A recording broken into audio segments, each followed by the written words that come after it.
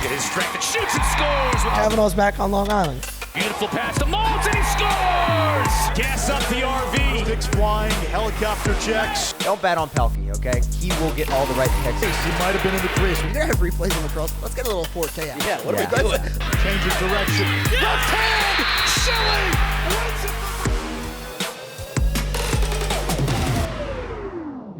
Welcome to the third episode of the Pehlke Lacrosse Show presented by STX on TLN. Another packed episode going over the results of the quarterfinals and who's headed to Philly for championship weekend. Mitch's mailbox, where you guys call the number, leave a voicemail, we react to it live on set, and obviously finishing up with a PLL roundup. Let's dive right in to this past week's results in Division I lacrosse. Hoagie, take us away. Yeah, game one, Notre Dame 16-11 over Georgetown, avenging the only loss. So yeah, avenging the only loss. The Manscaped will stay in the suitcase for Dukes. Dukes, how much were you sweating that with the boots on the ground? The only sweat was that spread. Was the Notre Dame minus 4.5? Yeah, that was the only sweat of the game. But yeah, I mean, it wasn't fair for Georgetown playing a Kavanaugh at Hofstra on Long Island. They're going to show up. Huge games out of the Kavanaughs, both of them. But yeah, thank God I don't have to shave my head. The score was a lot closer than it was too. That game was over. One-sided. Yeah. Sure. If I was Georgetown, I'd recommend that Graham Bundy just shoots it every single time. Yeah. That guy has a He's legit. slingshot. So Dukes, another quarterfinal for the Hoyas, another loss. Yeah, I mean, that was the most right I think I've ever been about anything. For someone that is wrong a lot, I'll scream when I'm right.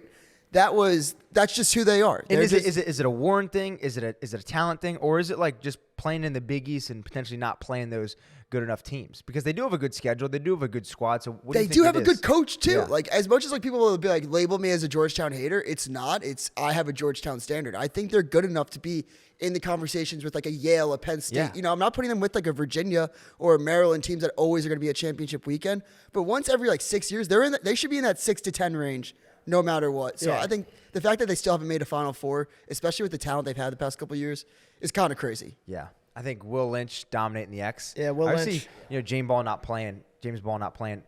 How much was that a factor, you think? I mean, it was definitely a factor. Like Dukes pointed to last week, though, Will Lynch is one of the best in the country. It would have been a great battle, but I think without Ball, it was really, I don't want to say giving them no chance, but like that's where like you need Lynch to have a 40% day and Ball of a 60% day to kind of keep you in it. Yep. And without him, Lynch took advantage, dominated. He had a nice lefty goal. Yep. Saw that. What were the numbers, like 21 for 25? Yeah, I think he was 18 to 23 through 3 quarters, which is insane. Jesus. That's and crazy. they were just throwing the sink at him. But yeah, it's really tough. And also, that's not a mannequin. We got Miles Dubois back on this team. yeah. We're back. Let's go. Talk to us about the end of the season. The cleats are in the rafters for the year? Cleats are in the rafters for the year. Sophomore year finished. We ended up losing to CNU. It was a good game, but we didn't come out how we wanted to in the second half. Ended up scoring 1 goal in the second half. So season's over. CNU ended up losing. We'll get more into that in the D3 roundup. Yeah. So. The fans are happy to have Miles the back. fans are happy. I hope they don't want the mannequin back. Yeah. The Comment below if you mannequin's not want the coming mannequin back. Last question. Dayton Club Lacrosse versus Stevens Tech. Who's winning? Stevens Tech by 21. I actually don't know. Wow. That's a confident dude. 2-0. I don't know. I don't know. I'd put the Dayton boys up with the best of them in G3. Yeah. That's crazy. I love that. How many rings? Kiss the rings. But wrapping up Notre Dame game. Big shout to Chris Cav, 8 points. Yeah. I mean, insane. Obviously, Pat had 4. Kavanaugh's back on Long Island. Come on. Yeah, I mean, we all picked him. We all got him right for a reason. We all saw that game coming. Notre Dame with the win. But now going into the Maryland-Duke game. This was one that was up in the air. The picks were going different ways. Dukes had Duke. The 3 of us had Maryland. Maryland over Duke, 14-11. Walk us through this one. Yeah, this was just a great game from start to finish to me. It was a lot of different types of games, though, within one game. Like, at the beginning, it looked like Duke was going to run away with it. Yeah. And I think the key was Duke got up 3-0, got up another 3 after. Every time Weirman won a faceoff and scored, kind of when it looked like they needed something. Weirman a little juice. A little juice. I'm like, this game's over. Weirman scored 3-1. Then it's got up to, I believe, 6-2, something like that. Around there. Weirman scores again. It's like, all right, like he's keeping them kind of in it. And then eventually you saw the John Tillman adjustments, the coaching from Tills was great. The second half, Maryland didn't lead this game until the 4th quarter. And that now all-time puts Tills 14 years at Maryland, 10-1 in the quarters, and he's never missed a Final Four in back-to-back years. That's crazy. That's crazy. Think about that. 10-1 in quarters, never missed the Final Four in back-to-back years. I mean, you can't count the he's Terps the standard out. for coaching. I said it, I think, in episode 1. UVA and Maryland in May, you can't count them out. They're just the blue blood programs. Their coaching staffs get it done. They might necessarily have, like, the Duke dynasty that we'll get into, but those teams are always going to get back to the Final Four. But like you said, early in the game, Duke went up early, and I thought in the back of my head, I'm like, damn, this is kind of getting away from them. But obviously, you two were boots on the ground there at Hofstra. How was it? Yeah, in the first quarter, it looked like it was all Duke. I was in the Duke section. Where were you at? I was in the GC section. I was in The Garden City Grid Garden section. City Grid. Yeah, GCG section. No, yeah, it was all Duke, and Weirman would score, and it would be like right back to Duke, and they would score. It was all Duke in the beginning, and I didn't think Maryland had a chance at first. I was a little scared about my pick. Ended up going well for me, but what did you think about the first half of the game? It's the same thought that I have after the game. I still, if you ask me to, like, right now, who's the better team and who has the more talent, it's going to be Duke. What Maryland did was they outclassed them and they outcoached them. I thought the adjustment all week, we were looking forward to the Ajax versus Brendan O'Neill. For Ajax to put his ego aside, because any great competitor wants to be like, I want the best draw. I want to go against Brendan O'Neill. I want to go against the gold medal MVP. To put the ego aside and go to Zawada, I think changed the entire game, because Zawada's the initiator. So when you take off their initiator and who really gets it going for the whole offense for Duke, I thought that was a great game plan. But then just the adjustments to the game flow that Maryland had. I mean, second half, Duke. I texted you guys right after the game. I was like, did Duke touch the ball in the second half? Seriously. I know Weirman's dominant, but that was crazy. Yeah, I think the knock too that Brennan's kind of had on his career is he kind of fades away sometimes. People have said he kind of doesn't not doesn't show up, but you kind of don't notice him for 2 or 3 quarters. And he had 3 goals. He had a good game, but I feel like that was a great strategic move by Tills taking Zawada out of the game, because Brennan's known to kind of fade in and out. I will say though, load the clip from P. Clark talking about Tills' iPad. He was like, people want to make fun of Tills. He's on that thing all day analyzing film. He is on the iPad. Yeah. The relationship with the iPad is something that we might need to get, sports science on. Yeah, we might need to get Danowski on that. We'll get into that. But I mean, seriously, the iPad might be the difference. No, it's working. I mean, off the top of our head, do we see any other coach doing that? No, I think Tills is known to. I mean, he's got that thing strapped on him. Yeah, he's got. I mean, we see teams. We at Ohio State had iPads. Yeah, Tills, that thing's glued to his hand. Yeah. He's got the hand glove. He's got to stick it in. We had a kid that was injured, be holding the iPad. Coach needs it, go run to him. Yeah. Tills, it's strapped on him. So I loved it though. Clark was like, they want to make fun of him for having the iPad. He's analyzing film. I think it's really sick. There's also that stat that Duke in the second half, they had 9 shots. Maryland had 9 goals. Yeah. You're not gonna win a lot of ball games when that's the. It's crazy though, and obviously 𝐓𝐇𝐄 being a staple at X for those guys. Yeah. Weirman's just so dominant. Weirman's been on a tear. And again, I think those 2 juice goals were just so needed. Well, those are goals that keep you in the game. Weirman winning that faceoff, you can run a 6-on-6 set, you can score, but those are goals that I don't want to say are free goals, but any transition goal, faceoff goal that's a free goal. I want to say it's not in a settled situation. If he doesn't put those 2 in, Duke might run away with it. Those are the 2 goals where I'm this game's over. All right, it's only down to 2. This game's over. Oh, it's down to 3. Yeah. But I also think another big thing was Maryland having their quote unquote not big stars with Danny Mullitz and Ryan Syracuse both stepping up huge in a game like this. And you need those guys to step up to win that kind of game. Big shot 3-7, the legend. Yeah, actually I was watching with my buddy and he was like, dude, 3-7. First quarter, he goes, 3-7 is going to have a big game. He just wants to sling it today. Hell yeah, Dan. But Dan, too. Yeah. But I think that I said it a couple of weeks ago with Duke. I was like, Duke's not going to win the championship because of goaltending. Not because Jameson's not a great goalie. His stats are there. He's been one of the best goalies in the ACC. Yeah. We were talking 100%. about last week the pressure of carrying Brendan O'Neill's legacy, this Duke legacy, as a freshman goalie. When they started to get 1-2 by, once they tied the game, I was like, they are not winning this game. Multi, too, was doing it in a different way as well. He was not playing his typical off-ball cut game. He was dodging. He was shooting from the outside. He was slinging. He was slinging it. He was slinging. From Riverside, Virginia, getting it done. That's what we do. That's all we do. The mean streets. The mean streets. The mean streets. Big shout to Dan. But I think that was the determining factor. Obviously, Dan and Syracuse with 4 points each really put Maryland above. But let's talk about the goal real quick. Matty Ice, the producer, pop it up. Do we like the replay or do we not like the replay? Because we obviously saw Danowski's quote in Hoagie. I'll let you take that away and read it. Yeah, I like replay personally. I think it depends on the situation. I think Dino to say I hate replay, I don't like it in any sport. I think it depends how you use replay. I think we need replay for situations like last year's Final Four. Yep. We need it for a goal like that Dan, I thought watching it live, clearly scored, that they called no goal. The net.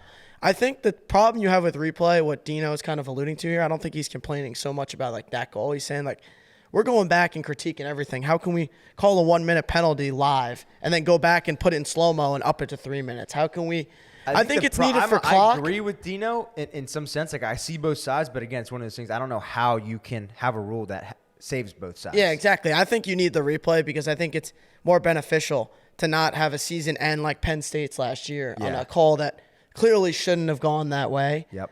Rather than, complaining about another thing. But I think if we roll to the next clip from Dino, he said, I think we're human beings and we're playing a game.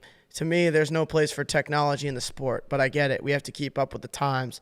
But the whole team jumped on the field. We're playing a game. The coach ran into our players. That's not a great look for our sport, but it is what it is. Yeah, I think, again, Duke's is laughing over there. What are you Such thinking? A loser. It just sounds like the biggest baby of all time. After he got blessed with the call last year. Right. It's like, you know why he doesn't like replay? First off, no replay saved him last year. No replay could have saved him this year. So, yeah, I'd hate replay too. And I agree with Danowski in that sense. If replay helps me, I love replay. If replay hurts me, I hate replay. Yeah. But I could see why he doesn't want the replay. Last year, no replay helped him.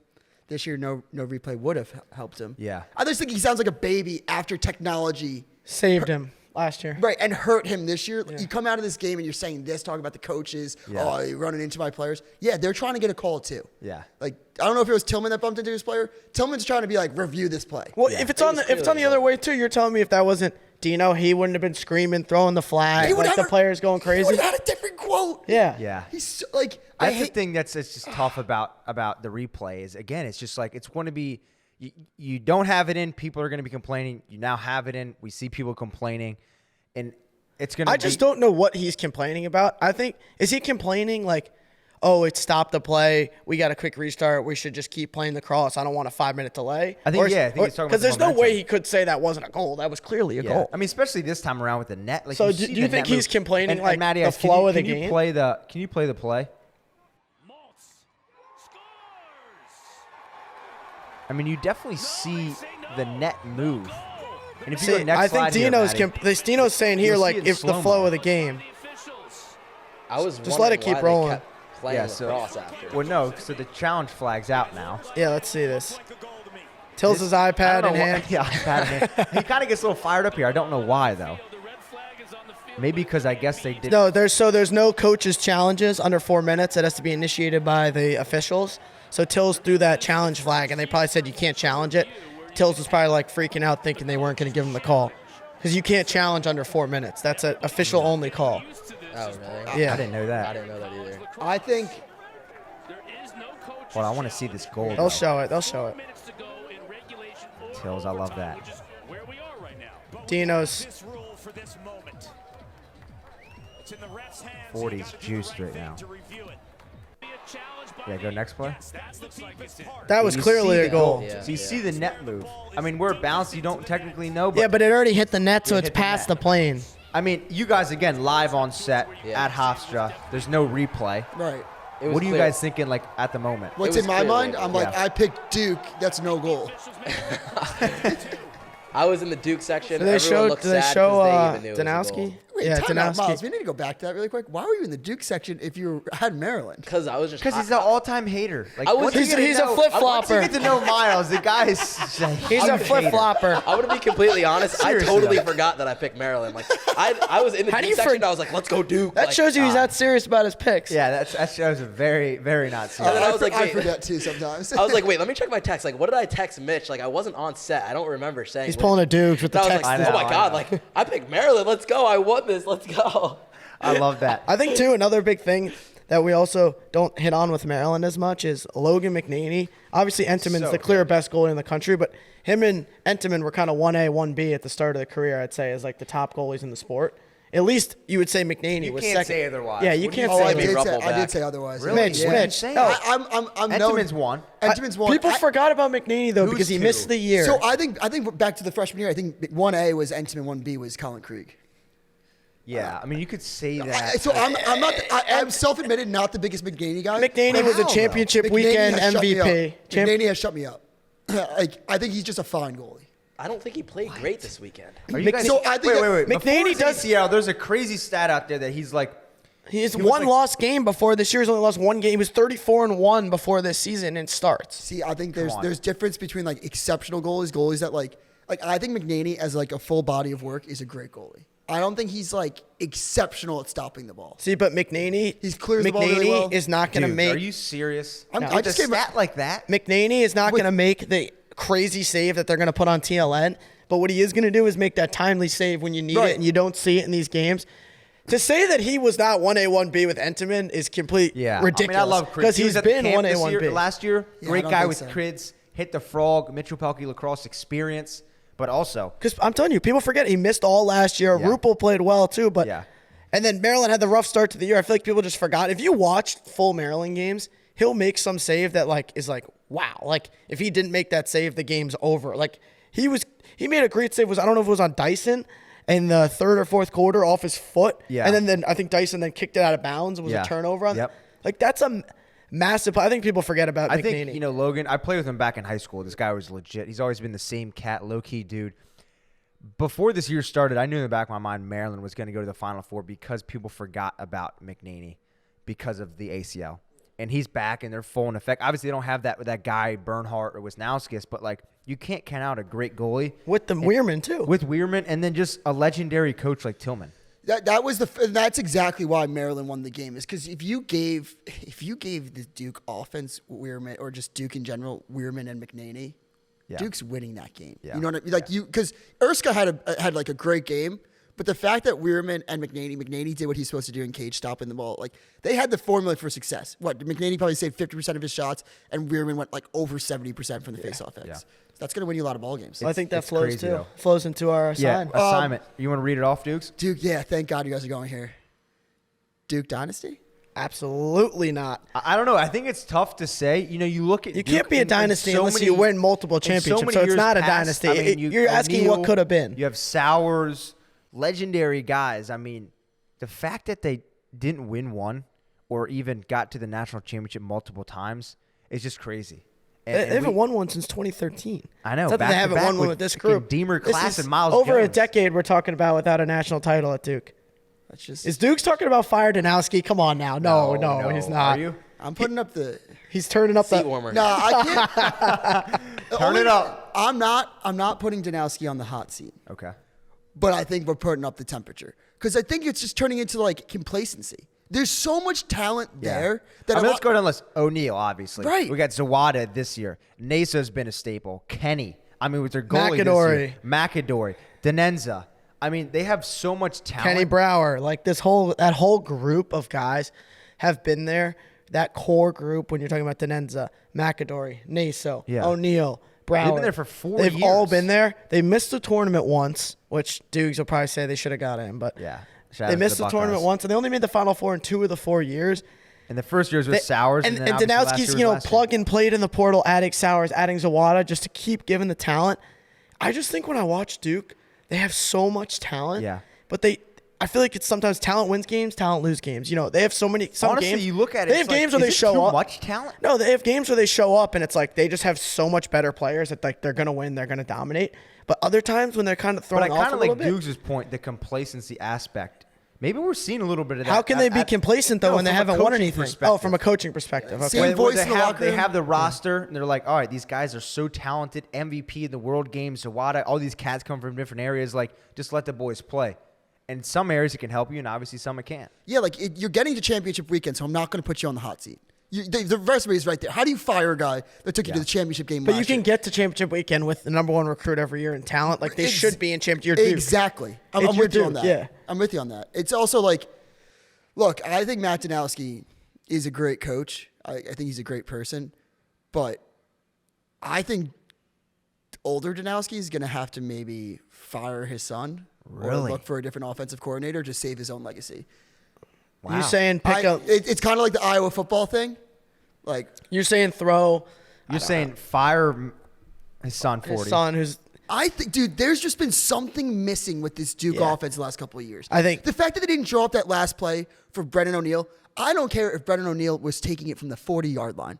The fact that you're going to end his career without him taking the last shot of the game. Look at what in the Virginia game. We'll get there, but like Lars goes to Shelly. He's like, Shelly, save us. Brennan has to be the guy that saves you in these moments. Something's been missing, and I've been waiting to like really get this take out.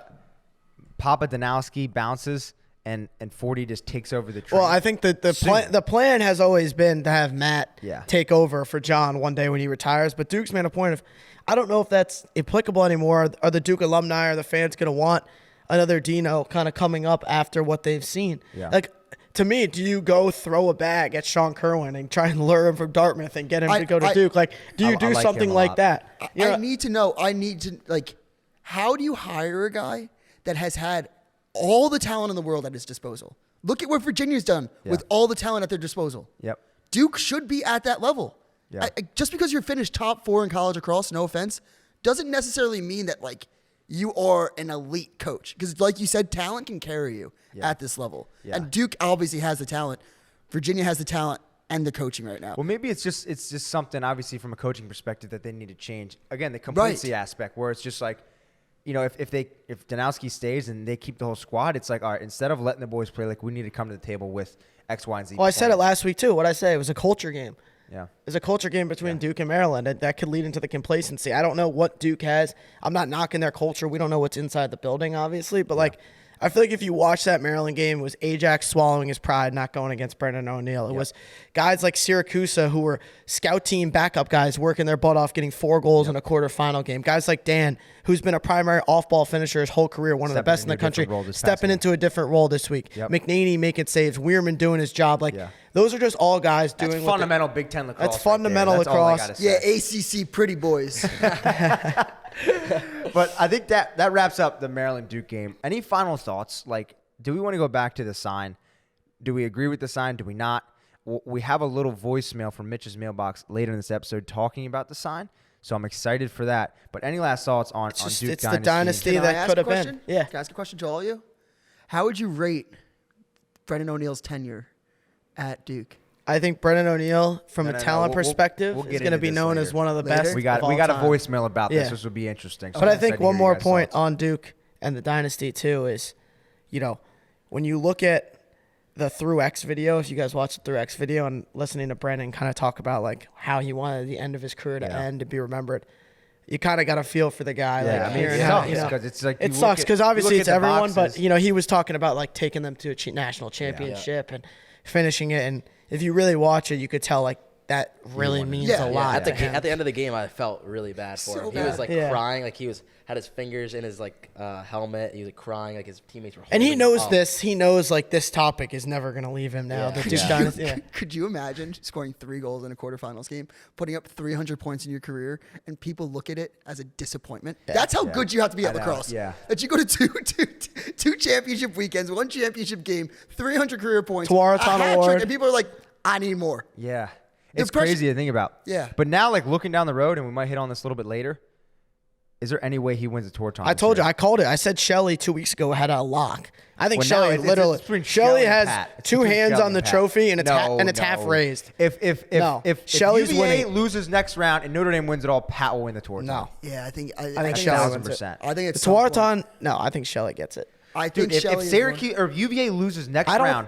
I think Schellenberger's deserved it. I think he's been a better player than Pat all year. I totally agree with you, but I think it matters a lot from the team aspect as well. Too. I honestly don't think Pat should have got ACC Offensive Player of the Year either. I think that was a team award from Notre Dame. He had 21 goals on the year. I'm not knocking the kid, but I think Schellenberger's been the best player in the conference all year. I do also think there is some sort of respect that when the team succeeds. I agree, you're but not just because you're not like stat picking. No, like I do think just because like you don't have the stats does not necessarily mean that you're not deserving of the award. Pat's definitely deserving of the award if he wins it. My point is that like Schellenberger, I think means so much more to that team and has played so much better throughout the whole year. I think this UVA team, I don't want to say they're like okay, but this is not one of the great UVA teams that we've had. I think Schellenberger's carried them to some load degree Definitely this year. all year. No, but last year they were way more stacked. I will give you that. Yeah. I can't let that go because just like Virginia has so much talent. No, they do. But when you look at the Virginia teams of the last 5 years, besides the team that got smoked by Maryland in the quarters, I think this is one of the. If you're ranking the last 5 Virginia teams, this is towards the bottom. With that because you look at this year. Okay, you have Peyton Cormier. You just set the record. Okay, the two teams that won it. The 2 teams that won it. Let's go the last 5 years. The 2 teams that won the Natty are obviously 1-2, correct? Yeah. We'll put the team that got blown out in the quarters at 5, correct? Yeah. Who was better, last year's team or this year's team? I think last year's team. I think they're pretty like on par. No, I think last year's. So you'd put this team as the 4th best Virginia team in the last 5 years. Yeah, you're right. But I also think that this year and last year, what's the thing that's holding them back is who got pulled. It's the goaltender. Yeah. I don't even know if that's like a goalie thing. I think it's like a large thing. And again, he's just such a wizard of a coach. We might be thinking he's making the wrong move. He's obviously made the right move yesterday. And you know, we'll talk about that game. But let's dive into the Denver 𝐓𝐄 game before we talk about the UVA game. Obviously going into Sunday games at Towson, right down there in the Mecca. Denver over Syracuse. Pehlke making the only right pick here. Don't bet on Pehlke, okay? He will get all the right picks. Matt Brown in his first Final Four appearance. This Final Four is going to look sick. But Denver over 𝐓𝐄. Yeah, I mean, Denver all year, I think they've been under the radar. And they got a senior-led team. They got an experienced team. They didn't lose a point from last year's team. They returned everybody this year. Yeah. And I feel like a lot of people, even myself, was high on 𝐓𝐄, and I think they're going to be good next year when they're all upperclassmen with Joey and all that. But it's pretty crazy. When I was there in the fall, we did a whole deep dive on their program. They didn't graduate one guy that touched the field. They have a lot of 5th years. That squad is true and through lacrosse. That school is lacrosse school, in my opinion, besides hockey. they also all are, like, jacked. If you look at them, they're like big huge. boys. And also, they practice 6 days a week in the fall. Not a lot of schools are doing that for an inside look. Yeah. I just think it was Syracuse kind of just looked off from the jump. They're just young, I feel like. Yeah, and it's They have thought the about talent, this. but- I thought about obviously we picked games on Monday, and I started thinking about the game more and more and more. In the first round, I picked Towson to upset Syracuse, right? Yep. I picked Towson, and I was like, well, they're gonna like beat the crap out of Syracuse. Yep. They're gonna be older, more dominant, the young team. Then I started thinking about Denver. I was like, wait, that's just Denver. Denver was the perfect team to play Syracuse, kind of knocked them on their heels. Yep. I thought the comeback fell short. Obviously, Denver did everything they could to send that game to Got a little overtime. scared. Yeah, Yeah, they put that thing in neutral with like 6 minutes to go. I was like, buddy, no. And if Pipes didn't exist, if Pipes counted as goals, Syracuse would be talking about what a great comeback that was. Yeah, exactly. I wish Joey went bar down on that one shot. Oh, that would have been beautiful. Talk about a guy that has pressure too. Yeah. Like I root for him so hard. Yeah, I think this 𝐓𝐄 team's just like a year away from legit contending. I Yeah. think they took the big step this year of like being like, all right, we're relevant, like we're back. Yeah. No, I wouldn't say they're back until they get to a championship weekend. Like I Yeah. would say, And but TLN made a post yesterday. Yeah. Who's more back? Who's Hopkins? And obviously, I think they said- Hopkins is more They said back. none I of them. said But that. and I question you guys: who is more back Hopkins. after this year? They both Hopkins. lost the same round. 100% Hopkins. You think Hopkins? From a culture standpoint, if you watch Hopkins, they don't really have an alpha stud on that team, and they've just been so solid the last 2 years. They played a heartbreaker of a game yesterday, which we'll get into in a little bit. I just think Milliman's built that culture, and doesn't need more building. It's there. It's sustained. The alums are back in it. I saw Paul posted a tweet yesterday, and he was like, "Hopkins is back. Like proud of these guys." Like I don't know. I think they're here to stay. I think I agree with you on Hopkins. I feel like 𝐓𝐄 is right there though. They're not looked at it because they're so young. I feel like, but I feel like But Hopkins has got 2 straight quarterfinals, 2 straight Big Ten championships regular season. Like I just think Syracuse had a great year this year, but last year they were 8-7. Like we'll see what they do next year. I think next year is their big defining year. Yeah, I'm gonna go 𝐓𝐄. I think 𝐓𝐄. Just look at who they beat this year, Virginia and Hopkins. I think we're gonna say Hopkins because of the overtime loss. Yep. Right on the brink of making the championship weekend. But yeah, I'm going 𝐓𝐄 for the full body of work this year. You could just see year over year they get slightly better, and I think next year, like you said, they're gonna make a big jump, and I think they'll get into the portal, get things right, Yeah. maybe add some weapons. The portal's Maybe interesting, though. I think the portal's going to be interesting. Gary Gate will do the anti-Danowski, add transfers, and win a championship. The portal though is different now though. It's very interesting because you can't attack it the same way you did when you have like a Josh Sawada or a star in the portal. It's really the couple Ivy kids who have the 5th year who've kind of already decided, and you take your Cornell degree and you go to Duke or North Carolina. And then the other transfers are, lower level Binghamton, schools like that, which not knocking on those kids, but I feel like it's a more question mark when you get a sophomore put up 80 points at Binghamton coming to Syracuse. He could be a stud, but you're not going to have the high profile transfers like you've had. Hey, you got those D3 guys. Bang. Come on. Like a Jack Boyden. Jack Boyden? Is there any D3 legends coming out this year, we think? I think I saw Salisbury kid just enter the portal. I don't know. I glazed in the phone before we just got on set. Glazed in the phone, huh? There's some. What are you trying to? Hey yo, glaze in the phone. It's like that's like the glazed donut. Miles is talking glazing the phone. We filmed what were you doing? We filmed a video yesterday, and Miles had a napkin from the glazed donut. Yeah. We were filming a video yesterday, reviewing banned lacrosse products. It's coming out very soon, and Miles throws out a napkin from his pocket like a tissue. He tried to do one of those like slide by, like when you throw someone a 20 to get you a table of Carbone. He kind of just he like flinged it out the pocket like that. And Mitch won't let that slide. What is that? He's like, oh, not mine. It wasn't mine. It was his. It actually wasn't mine. They were blaming it on me. Let's cut that out. What's your editor? His name again? This is going. No, this is live. This is live. Well, it's not making it into. Bring back the man. It'll make it in. It'll make it in. All right, but Denver moving on. I'm excited to see them in the Final Four. They kind of bring this like fork in the road aspect to the Final Four, where it's not a traditional blue blood. The cool thing too, we were one Hopkins win away from running back the 2015 Final Four. Same matchup, same teams. Denver's going to be a tough semifinals matchup because they'll just beat the crap out of you. And I can't wait to get into those picks. Move on to the last game, potentially one of the biggest ones this past weekend. UVA over Hopkins in double OT. UVA won 11-10. Initial thoughts? Yeah, it was an absolute great game. Hopkins got up early, and Nunes got the pull for Morris.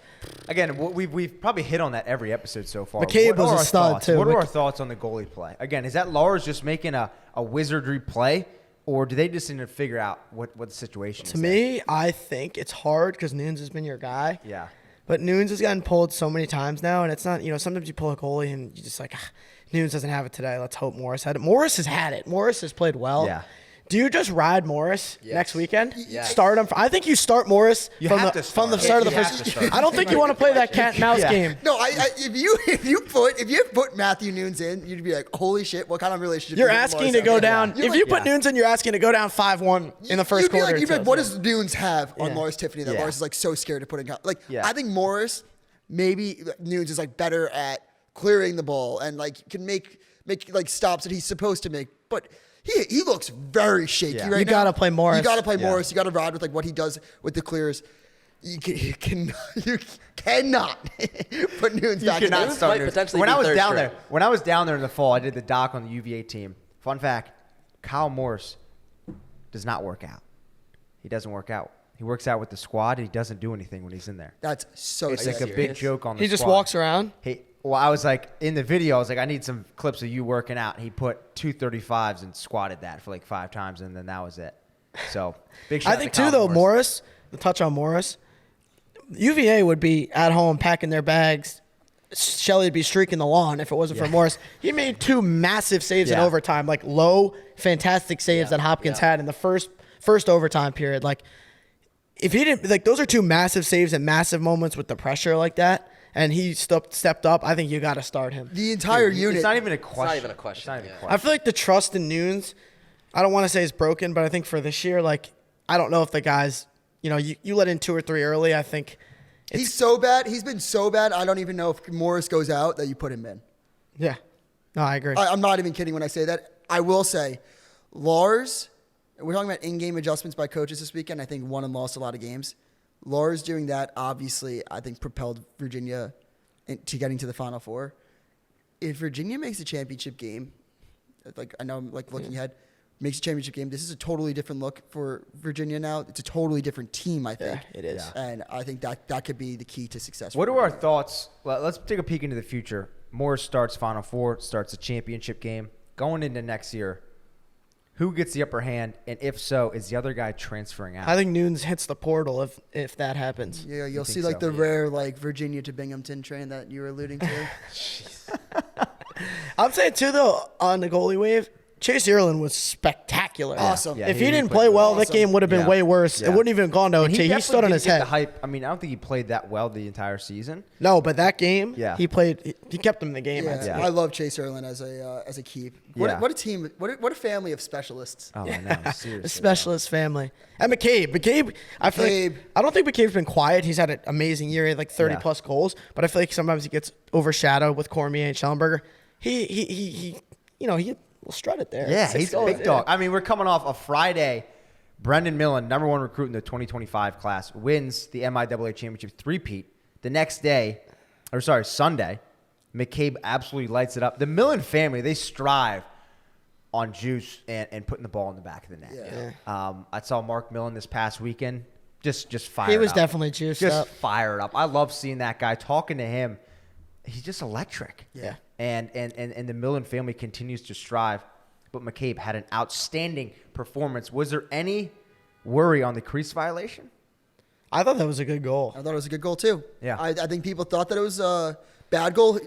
I think the first time I watched it, I was like, okay, in the crease. Yeah. The slower replay from a different angle, I was like, no goal. Yeah. But what it definitely did for me, if he was called in the crease to start with, then I would be like, okay, he's in the crease. Yeah. Because this call stood. There was no evidence that it should be overturned, in my opinion. No, and I think these games too with the replay, sometimes the camera angle makes it look like he's in or makes it look like he's not. Like people might be like he's in the crease, but if you're there, he's not. Like these refs sometimes too. So on hand account for me, we had a long replay in one of our games versus Quinnipiac this year, and it was on ESPN Plus, so we had like the legit camera angles. It wasn't like the rinky-dink stream where there's no replay. You know what I mean? The iPhone. So those guys were in like our truck for like 10 minutes reviewing it. And, I come back out and I'm like, can you guys even like see anything? And they were like, half the time when we do these replays, we're just in there for 5 minutes. So it looks like we're doing our job. He was like, That's what he said to you? yeah, he was like, we can't, half the time we don't have the angle to even see if it's a goal or not. So we just have to go what's on the field. Wow. Because That's interesting. Well, I'm not saying obviously they have better cameras at this game, but he was like half the time, like we literally like the angles we don't have the camera, so we have to just be like, we call it on the field. Like I thought the cameras this weekend were kind of grainy. Did you get that too? 100%. They were not good. Like if we're gonna have replays in lacrosse, this is where I agree with Danowski. If you're gonna have replays in lacrosse, let's get a little 4K action. Yeah, what are we doing? Let's get replays in lacrosse. Like we're dealing with like in a Manhattan like Sacred Heart game, like one camera like getting zoomed in. Pops filming on the iPad. The camera guy's we got falling the ESPN, we got the multiple angles. You can check it out. Yeah, but the guy's like falling asleep like with the camera. Like he's like, oh The shit. last thing they want to do is be out there at a MAC championship game. That's on ESPNU though. Yeah. We had Jules Hendenberg in the box. Come on. I love that. A big shout to UVA. Obviously, going in, did we second guess who was going to get the ball in OT and obviously It's double got to OT? be Shelley. Duke's take it away. I know you're passionate about this. Yeah, I think Lars won them the game. Yeah. Just give it to your best player and let your best player get his Tewaaraton moment. Yeah. Shelley is so good. He's been the best player pound for pound probably this year. Yeah. Definitely deserving of the Tewaaraton. Does that mean I think he'll win it? No, but I think he's definitely Okay, deserving. let's say. So, let's wait, look I got in the something when future. you're done, yeah. UVA, Notre Dame in the championship. Does the Tewaaraton go to the winning team's player? I think Shelley deserves it, but the point you guys made earlier, I think if Notre Dame wins the championship, I think they're going to give it to Pat. if Cav just goes off, like if Cav But to has me, 4-4. we're talking about, this is like a little pivot, but Brendan O'Neill and Shelley, obviously Shelley's going to have won everything that Brendan wanted to win. He's going to have 2 national championships, a Tewaaraton if Shelley gets it. Like Shelley has literally won everything that you could possibly win if he gets a Tewaaraton. One. Yeah. He does have one. Oh yeah, he has one. He Sorry. has one. He has one. You're right. My fault. I always forget. You forget, but he still has one. Whatever. He has one. No, he does. He Yeah. already has one, yeah. Yeah. I mean, So I think with the Tewaaraton, Do he we could just go look down. at O'Neal best. as just like this generational talent because of the size and what he can do, and we haven't seen a player move like that in that sort I mean, of Shelley body? too. Shelley was a four-time first-team All-American. And, But and Brendan again, like, wasn't that's that what either. like if UVA ends up winning it and Shelley gets a Tewaaraton or they lose and Shelley gets a Tewaaraton, do we look at Shelley's career being more dominant than O'Neal's? I've been on Shelley's better than O'Neal since their freshman years. I think I love Shelley. Yeah. Shelley doesn't make the plays that like wow you or put you on gonna be TV. on But you TLN, look at the stat sheet and he's got 3 and 4, and you're like, wow, he had 7 points. Like Shelley as a player is just so good on that end. Like Brennan will make the behind the back on the run. So if you thought Shelley was always better than O'Neal, then why were you picking O'Neal over Shelley in the draft? I didn't. No, I thought you were always saying he's that. been on Shelley number 1 the whole time. Oh, have you? Yeah. Oh, okay. Yeah. Oh, you were. I think that also like O'Neal unfairly probably. I think Shelley could just do more. He can, if Shelley's not getting it going, like can't beat his guy, can't like get the goals. He can distribute. Yeah. Like he can make. He also makes other players around him better. Yeah. When I'm not so sure that Brennan can do that, and that's not a knock on Brennan.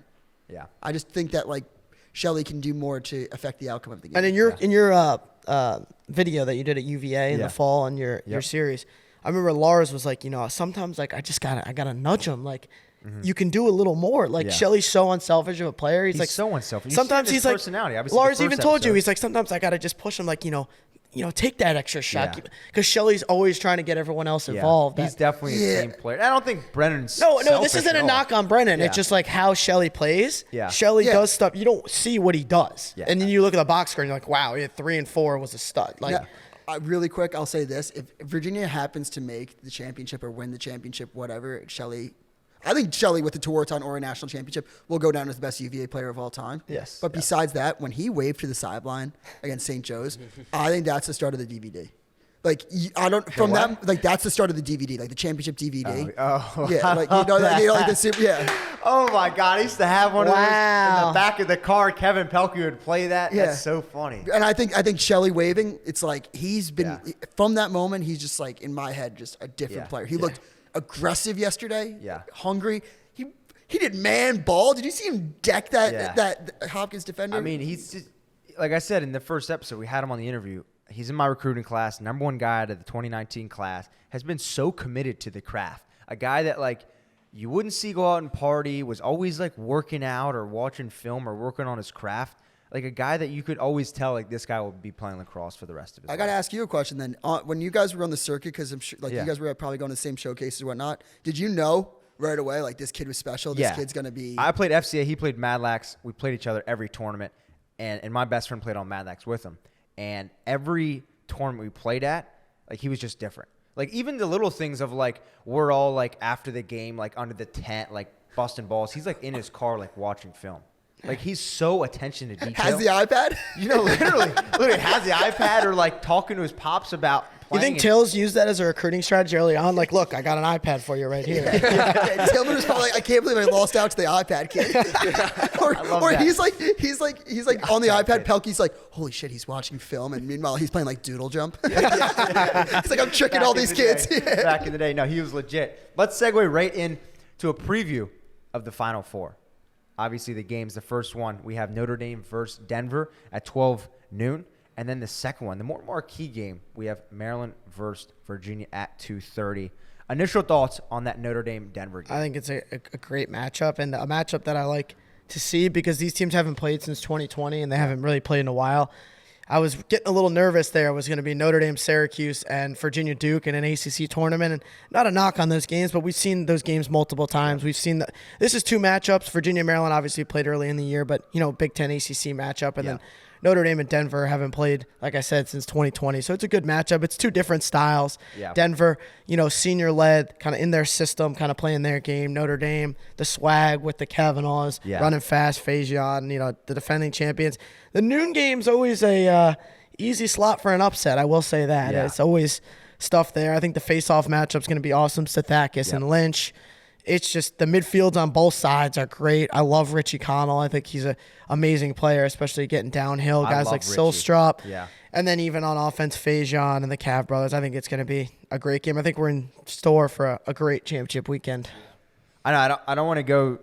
We'll obviously do pick'ems here in a sec. You guys can obviously get involved. Download the PLL app. Get involved in the pick'ems and win TLN and PLL and STX bundle. But the upset, you kind of hit on it there a little bit. Are we feeling one in the first game? I think it depends the game flow. I think you got to look at Denver. They're in their system. They play their kind of game. Yep. They scored 10 goals against Syracuse. They scored 9 in a loss to Villanova. I know they lit up Michigan a little bit, but I think that was kind of a little jolt at home game. Are you worried that they can't score enough to keep up with Notre Dame? But are we worried too, though? Entenmann was 50% again. Do you think he's in a little bit of a rut right now? He's a big game player. I mean, the fact that he hasn't played his best ball in the tournament yet is scary. But it's it's 2 games in. I also think at what point is it he might not have it this tournament? Look, I think that it's going to be overblown if you just like look at the percentage on. But if Graham Bundy just didn't start slinging it in the fourth quarter, we'd be being like, oh, Entenmann played really well. Yeah. I know, like if Graham Bundy shot on him all game, maybe we're talking about Georgetown being in the Final Four. Yeah. But I think that we're going to look at right. Yeah, exactly. I think we would have to get the mop to swipe the hair up over there. Denver Notre Dame is an interesting matchup because they're both kind of to me similar styles, like in the sense big, physical. Like I think Denver can like beat the shit out of you. Great defense. Yeah. I think this is a terrible matchup for Denver though, because if there's one team that can like play with them physically, I think it's Notre Dame. I think it's the Kavanaugh's toughness. I think you got like Dobson, you got the big midfielders, you got great face-off guy, great goaltending. I think it's kind of a bad matchup for Denver. Yeah, no, I agree. I think those are the 2 gritty teams, and then you kind of have the more, the Lars, the Tills, the more the pretty boys, squads. the ACC, pretty boys. But it's going to be interesting, though. Like, the Denver versus Notre Dame game, like, I'm going to go on limb, and I'm going to say Notre Dame wins it. Yeah. But I think it's potentially going to be an overtime game. No. Really? I truly think so. I think this game. I'm not doubting you. You've been right all tournament. I think this game. Yeah, you can't. I think this game reminds me a lot of last year's Duke Penn State game in terms of like you have the Duke who's like your Notre Dame, your stars, high flying players, great stars all over the field. Then you have Penn State who is just like solid all around, solid, great team. Like, and you saw how that game played. I feel like that's a very similar matchup that we're gonna see with Notre Dame and Denver. With Denver playing that like Penn State kind of role. I know. And I feel like last year people didn't expect that Penn State-Duke game to be like that as well. Let's not forget, too, the last time Denver was in Philly. They rose the trophy.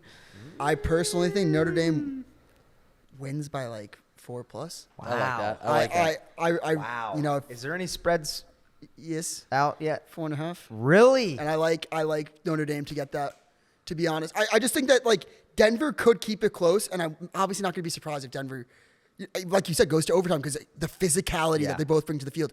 I just think Kavanaugh's championship weekend, Dobson, it's not like you can bully Notre Dame. Like I think that what Denver was able to do against Syracuse, that was so effective against Syracuse, you can't do against Notre Dame. Yeah. Notre Dame's also senior laden. They have this senior class. They've done it before. They're looking to go back to back. And the last thing I'll say about Notre Dame is they got this feeling. I think Dan Arestia might have alluded to it. The legend, Dan Arestia. That like this, like they feel like UConn in the college basketball, just like inevitable, going to go back to back.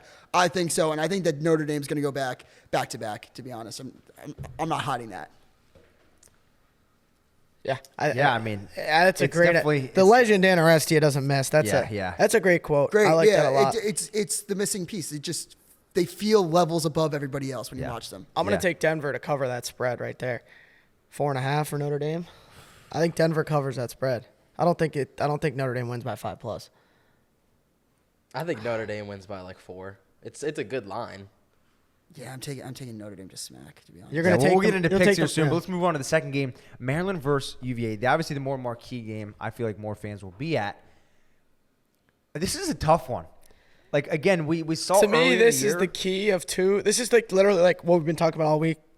2 teams with the great coaching, great play. Like, this is like 2 of the same teams. Like, I feel like I'm like doing the Spider-Man.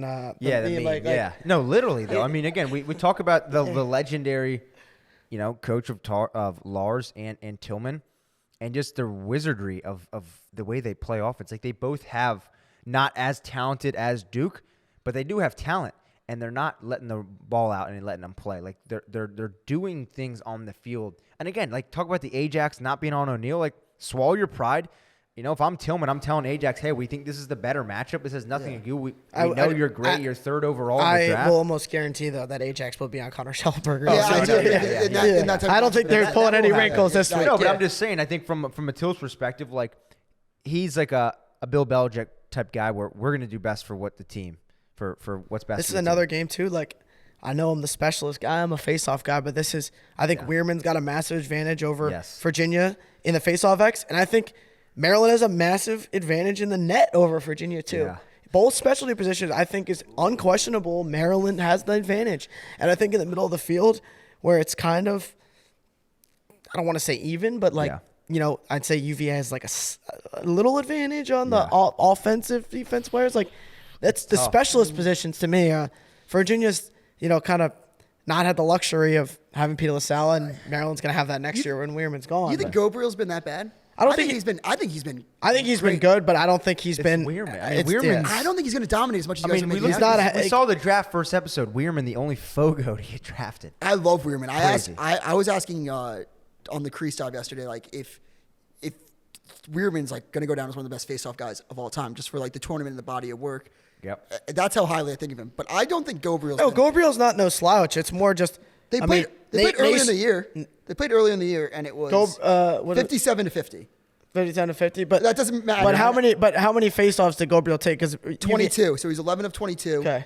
𝐓𝐇𝐄 was 1 of 6. Okay. Weirman was 16 of 28. Okay. Yeah, Gabriel is good. I just think these are the games when Weirman kind of turns it up a little bit. Like he just literally made Naso look like a peasant last week. Yeah. So I just think Peasant.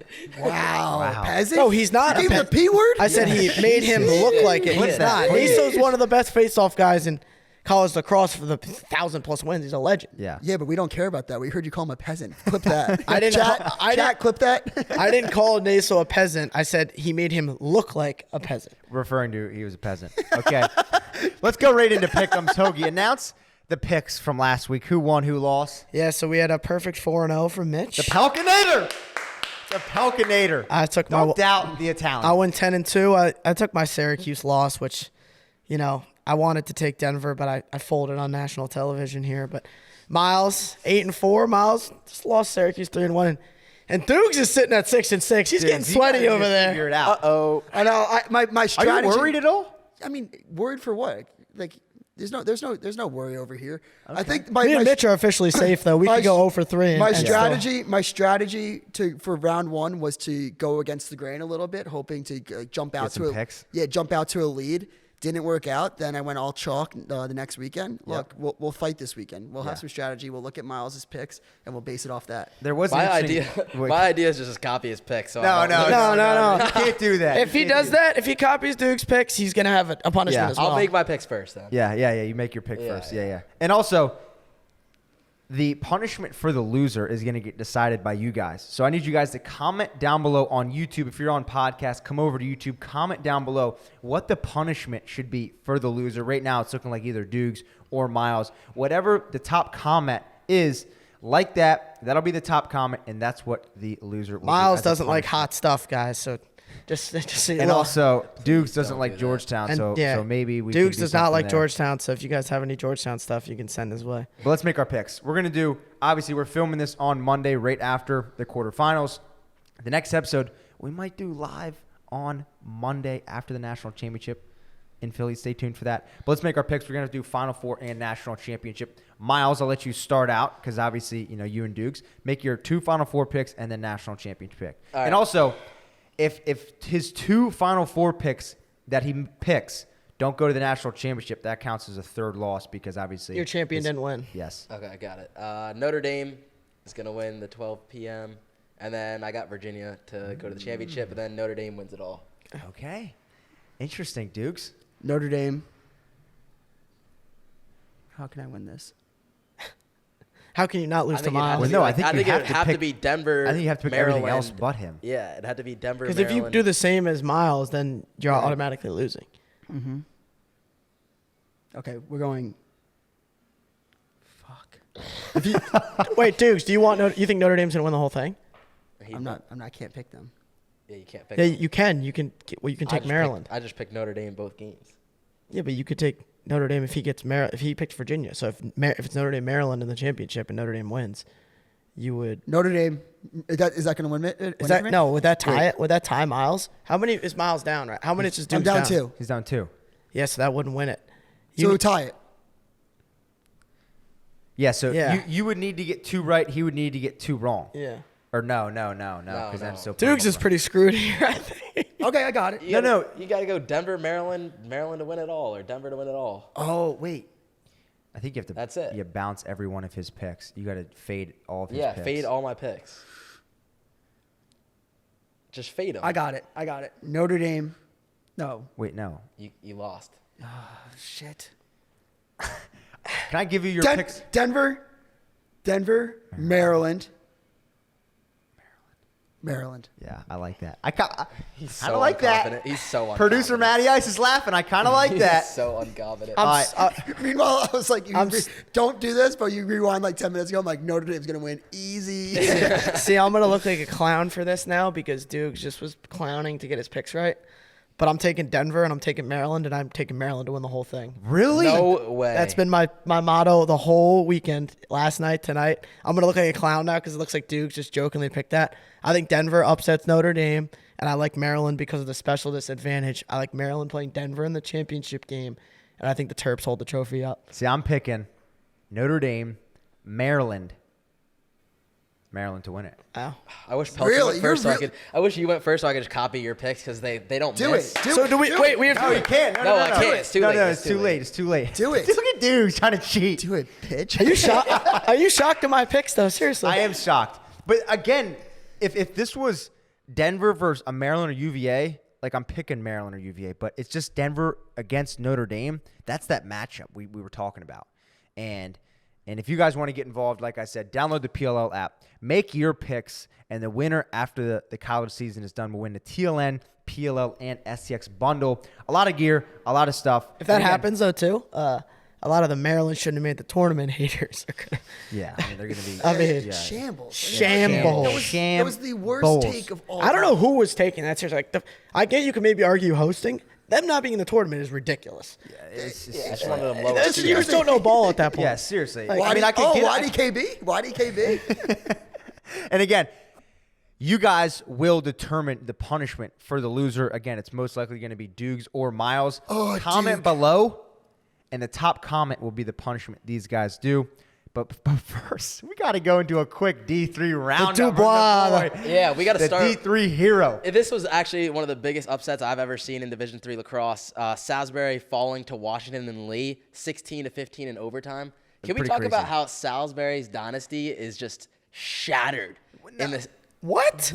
Yeah. How, folks? They haven't lost the game. Yeah. They haven't lost the game this year. They just lost to Washington and Lee. No, they lost to Cabrini. Their dynasty. Dude, did you want to run back the quote from 1985 to this year? You played on the Salisbury men's lacrosse team for all 4 or 5 years. You had a ring. You have a ring. Salisbury dynasty of this year. When's the last time Stevens Tech won a ring? Yeah, you know what? Dynasty loading. Dynasty loading. Miles. He's trying to go back to back. I can't believe you wanted to kick him off set. Miles, a dynasty is built. Get the mannequin back. Get the mannequin back. A dynasty is built. That was a terrible take. A dynasty is built on years and years of winning championships, not one season. Is the dynasty over? What? Miles. Salisbury losing to Washington and Lee. Sad, great take. Washington and Lee. Terrible. Salisbury's dead. It was the quarterfinals, right? Yeah, dude, it was the quarterfinals. To say that dynasty is dead after winning the national championship last year. And winning every one for the past 40 years. Oh my God. How do you lose to Cabrini, who doesn't even have a school anymore, in the quarterfinals? No, that was all time. Miles is just salty because they almost tweet on the. Miles is almost salty. They almost got bounced by Roanoke. And now he's literally roll that. Well, it clip didn't back. happen, so we won. Washington Lee losing to Tufts. Tufts is going to the national stage once again, second straight year. I'm excited to see Tufts in the championship. I think they're going for blood. And then on the other side of the bracket, RIT beats Bowdoin in the Final Four. No surprise there. We knew RIT was going to win that. They put up 19 goals. So we got the championship set, RIT versus Tufts. I think that we're going to see RIT win it. Yeah, I'm going with RIT. Shout out TJ Hendricks. And Jerry Raganese, the face-off legend. Yeah, RIT. shout out TJ Hendricks. Get those guys a ring. I think RIT gets it. We'll have boots on the ground there. Yeah, TJ's going to hand us the championship trophy in the stands. The legend. That guy. The amount of frog hitters on RIT is nuts, too. Really? I'll be honest. Yeah, huge frog hitters. yeah. Huge frog hitters. RIT. Let's make quick pick, though. Who do you think wins it all? Tufts, come on. No, it's not. RIT. You got the Kraft hasn't won it family. since 2015. They got a Kraft on Tufts. Casey, the coach Casey, that I'm going to botch his last name, like Donofrio or something. Like Italian. Great guy. Yeah. Saw them last year at Gillette. PLL quarterfinals. Yep. Tufts is built different. Nice They're guy, nice fraudulent kids. now. All right, Fraudulent. Is that because it's a little Stevens tactic? See, I was gonna say I this would a little rivalry? trust Miles because he does play D3 and I don't know a lot about D3. After but that then he take- makes a take like that take was Salisbury's just dynasty is heinously, gone. That take's gonna haunt you. Your kids are gonna be. Can like, we clip "Dad, why'd that you on say it? Can we this?" please clip that for an Instagram reel, please? That literally, that's gonna Dynasty's be on a over. t-shirt. Dynasty is over. That's Salisbury kids are ridiculous. going to be in the mentions. Do you play Salisbury? No, we don't. Oh, you're Too lucky. scared to then. schedule? Yeah. No, it's not that. Schedule them next year. All right, we will. I'll make the schedule. All right, word. Talk to coach. Talk to coach. Anything to leave us with on the D3 roundup after that wild take? RIT is going to win it. Third national championship win in 4 years. Wow. So are they the new top program in D3 then? I don't think it's new. I think they've been the top in the recent years. They went back-to-back 2 years ago. Yeah. Interesting. Okay. I disagree. Mitch had a good stat before. I like that stat. Yeah. Salisbury. Yeah. The dynasty's over when they won the national championship last year. It's just it's crazy. You know, some guys, you know, It's because Salisbury, I thought could have been a top 30 Division I team this year. That's and you ridiculous. Lose to Washington and That's Lee. ridiculous. I mean, yeah, you saw Notre Dame lose to Georgetown. Like It's it D3 could still though. hap- These games you're supposed to win them. I mean, WNL isn't like, I don't know any terrible D3 teams, but like they're not like the worst D3. they just team. got spanked around by Tufts. Yeah, but I feel like D3 can kind of happen. Anyway. I feel like any given saying Sunday. Salisbury is Did top they lose 3 D1 is crazy Did they lose too. on Sunday? That's no, crazy. that's not crazy. Yeah, it is. Yeah, Yeah, it No, is. it's not. The talent. You're telling me I don't. Who's the top? Can you look it up? You know the D1 rankings for this past year. You're telling me Salisbury couldn't beat the 30th best Division I team? I don't think so. I don't think so. The talent I from don't- top I to think bottom they is not could. there. They could put up a game. They could put up a game. No one's arguing that. Like 30th they could was- be. Who is it? Is it? Jacksonville. Jacksonville, like I Delaware. would be a love good that game. matchup. That's I a love great that game. That's a matchup. great game. That's a great game. Sick game. That's- Salisbury yeah. versus Jacksonville. I think that would be a good Salisbury game. wins But that game. See, but like even if you look at like 30th to like 37th, like do you think Navy? Yes. yes, They could beat Navy. Yeah. Navy Yes. beats Salisbury. Do you think they could beat? No, Like, No. Yeah. James Hogan, what are you saying? Dude, Are you serious? Mitch, Are they beating Mitch, Manhattan? Mitch. No, they are not. Salisbury. Yes, they are. Clip that right now. Salisbury Clip beats that. Manhattan. They're not. Salisbury beats They are Manhattan. not. They are not. Oh my They are I not. agree. Come on. They're not. These guys are crazy. Oh my God. I agree with you. Salisbury was These guys are going- crazy. You guys Bring are on crazy. Manhattan. I agree. You guys are crazy. I don't think people realize the Talent discrepancy. talent discrimination between D1 and D3. Salisbury, could they beat a team like Manhattan, a team like Jacksonville on any given day? Of course, it's lacrosse. Anyone can beat anyone on any given It's day. different divisions though. Yeah, like The I think- talent from top to bottom on the roster, it's a different level player. And that's just what I'm going to say what I had to say. And like, dudes, they could beat Dartmouth. Like Okay, so there's 76 Division I teams. From 76 to 40, are they beating? Yes. 40th. team. Who is 40th? 40th. It just Vermont. yeah, Oh, like it Vermont. just See, but, like, even it's Brown, yeah, like- yeah, like- like Brown, like I just think people. St. John's. I think they could beat. Like, No St. one's John's. doubting Salisbury, and could they compete with D1 teams 100%?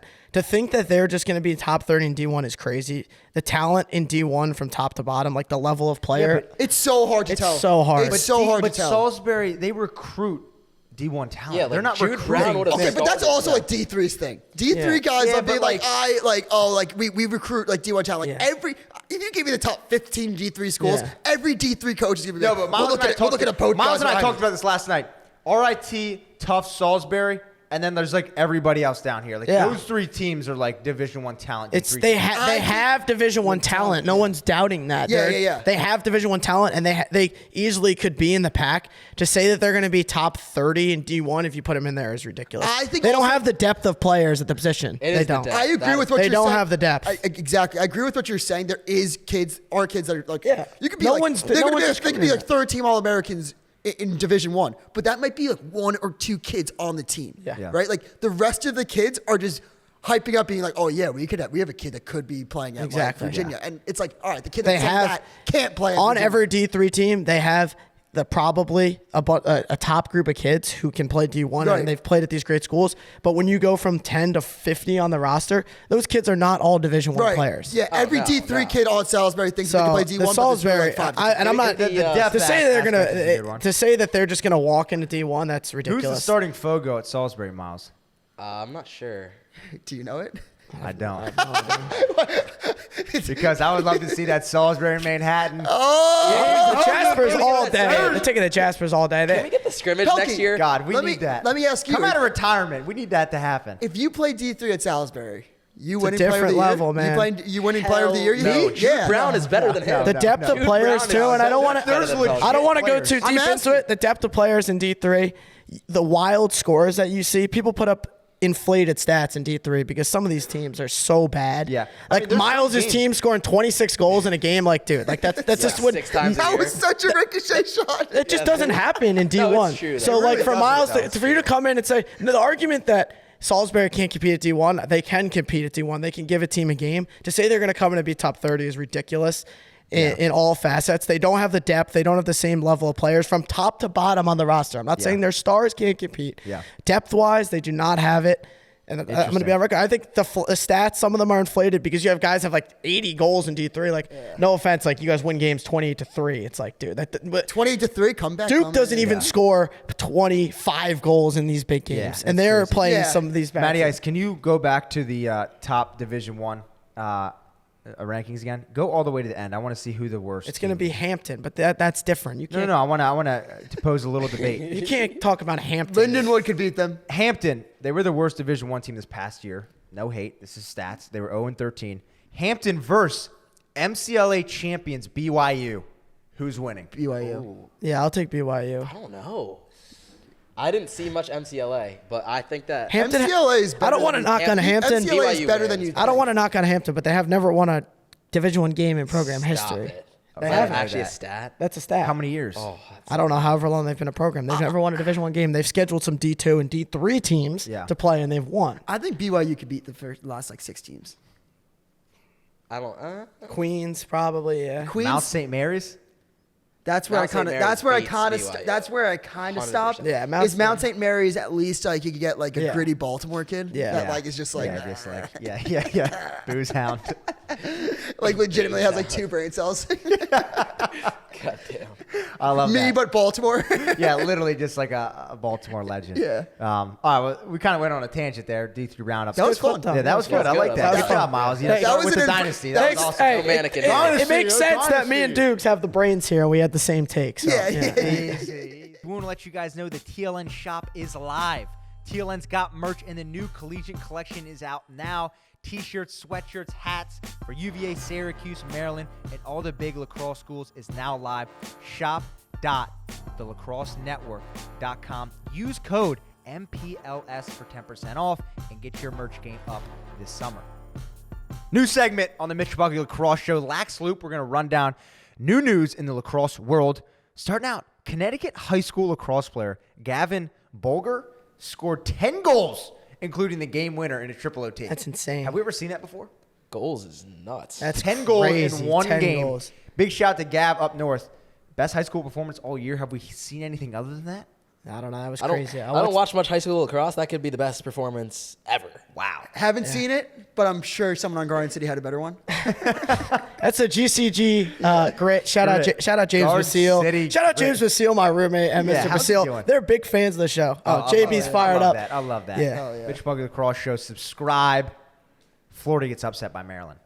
Yeah, that was wild. I actually watched that game. Yeah. I'm not gonna lie. I was doing homework, sitting Yeah. at my desk like 2 o'clock, flicked it on. Yeah, crazy. The Gators. I thought the Terps were going to win. Also, huge shout out to the Maryland women's lacrosse team. By far the biggest frog hitters Are they the of all biggest frog time. hitters? Yeah, like we hit a massive toad earlier this year. Love the women Terps. Thought they could go to the Final Four. Any potential dates for Miles on that team? Hey, he's eating hot dogs with the girls. Oh, that clip. Miles, you're telling me you wouldn't go on a date with a Maryland lacrosse girl? Oh, I absolutely would. DMs are open. Hit me up. Oh, Folks, wow, Miles Dukes. Dubois. Give us is the young at. buck. Give us the at. Yeah, Miles Dube. give us the pickup How do you line. spell it? Give us the Yeah, pickup what's the line. pickup line right now? If I'm the Pickup women's line? lacrosse player right I here, got flame look last. me in the eyes and give me the take. I got I don't flame have last week pickup for lines, Froyo. though. He's gonna give us pickup Yeah, line yeah. and the date that he was. Yeah. I don't have pickup If lines. I come to you, I'm like, oh, hey, my name's Sally. I play Maryland lacrosse. What are you saying back to me? Oh, I play at Stevens Tech. What's Stevens Tech? Oh, it's a D3 school in Hoboken. Oh, wow, that's very cute. So what's the date then? And What are then you taking? and It's just actually, that's very talking, bro. cute. It's just Where are you talking. taking me though? It's just talking. Maybe we can go get a fruit punch or something. Oh, God. Fruit punch. Well, Yes, we don't. I Get the don't. mannequin back. Get the mannequin back. You should hit him with the I'm a lacrosse player, but going out with you would be a home run. And then Wow. Wow. Damn. All right, maybe I gotta write that down. Put that in the notes. I love that. I love that. And You can spend some duck bills on her. Duck bills. That's what their Stevens money is called. Tech legend. I have 0 duck bills, bro. Can someone send me duck bills? I have none. McDonough wins 3rd straight MIAA title. I mean, it's just like, first of all, MIAA, you might not think so, the best high school lacrosse conference in the United States of America. Who is the coach of that team? most competitive for sure. Coach Andy Hillgardner, the legend. That guy needs to go to Division I ASAP. He's elite, though. 3rd straight. Last time we saw that was 2019 for the first time. Calvert Hall did it when they had the Mitchell twins, Snyder, all these legendary players. Sauce. Remember Sauce, Jack Sawyer, the legend.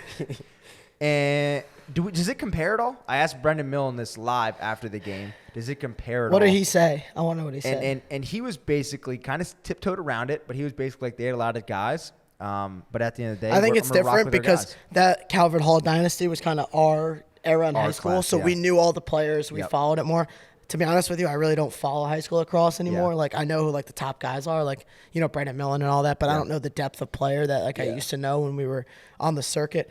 I don't know. Those Calvert Hall guys had some swag to them. Dude, they they had some did. grit to That them. was Like, the that team was start just of, like, so the good. Lax highlight. Yeah, the highlights on Sellies Instagram were insane. We're crazy. Their helmets, they were like the first Yeah. team to go with those chrome red helmets. They were. Yeah, and I was at the Calvert Hall was game. the I was shit. at the game Friday night. Brandon Millen's elite. I mean, he was slinging it. 3 goals in the first quarter, and it was 6 points. Going into his senior year next year, and has won a championship every year in the hardest conference in high school lacrosse. Like some people may, he gets overshadowed by his brother. Like Brendan Millen is legit. Yeah, that's sick. He's good. He's going to be great. And Do and we I'm have the excited. do we have the records on those teams? By the way, like did any of them go undefeated? Like No. It was BL was number 1. McDonough was, I'm pretty sure, number 2. I think they were 3. I think they were 3 maybe? too. Yeah. I think they were Yeah. also 3. Yeah, I think they were 3.